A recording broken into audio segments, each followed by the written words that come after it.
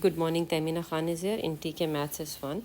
In today's video, we will solve a question on November 2016 7-2 variant, which is S2 probability density function. So in this video, I'm solving two questions of the same type, only part 1, to explain you how to handle these type of questions. So if you see, the three density function curves are given to you, probability density function curves are given to you, and question is talking about medians. Right. The second question which I will take of the same type will talk about standard deviation. Okay. And you have to write down the order starting with the largest.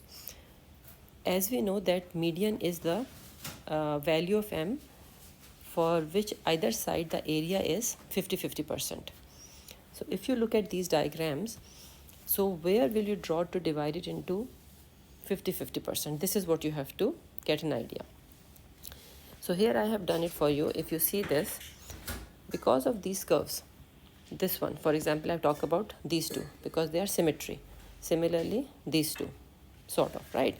So now, if you see here, in this one, the x1, you will have the largest value of m towards this side because only then these two areas will be equal because it is going to the higher side.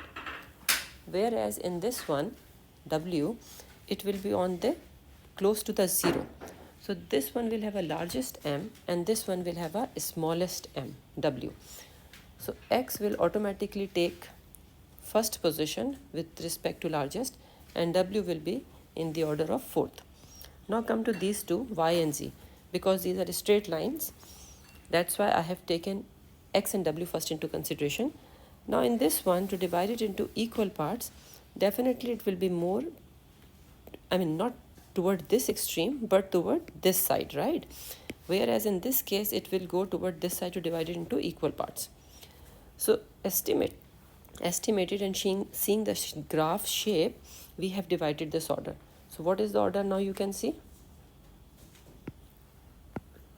It will be x, then y, then z, and then w.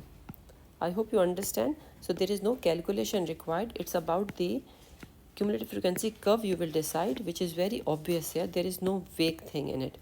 So based on that, you will just write down the order x, y, z, w, right? X, I'm writing here also, x, y, z, and w. Now let's see another question of the same type, which was November 16 7-3 variant. That was 7-2 variant. Now these shapes are given to you here, and now you have to write in the order of largest, but in terms of standard deviation. Now here you need to know the definition of standard deviation first, right? Again, so what is a standard deviation? It is the spread out of the data from the mean. I have written the definition here in case if you need to revise. So now if I look at these diagram and I try to see in which direction the data is spread more from the mean, right?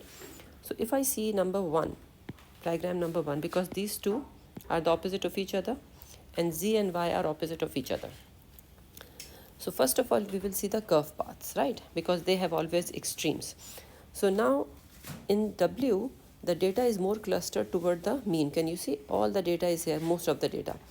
And here it is very low value of probability density function here. So that's why the data will be very, very close to this line, the spread out. So there will be very less standard deviation, the spread out from the mean. So this will have the least value of standard deviation. Whereas in x, it will be on the extreme side because you see very less data is clustered here. So most of the data is on the other side. So this one will have the largest value and this one will have the smallest value. Now after that, if I come here in these two, now I hope you can understand or relate very well with the help of this, because this one is with respect to this, but only in the straight line form. So what it will be? Exactly, this one might be somewhere here and this one will be, where it will be? Somewhere here. So what order you will follow now? Yes, you are right. So I have drawn here neatly also as well so that you can understand better. So this is the order you will follow, right? So x, z, y, z. Sorry, x, z, y, w. So I hope you understood that no calculation is required. It's about the concept basically, and seeing the curve of the graph you can figure it out. So thank you very much for watching this video. In the other videos I will solve completely these two questions with the other part. But basically these two parts, the first part were tricky for students. Take care. Allah Hafiz.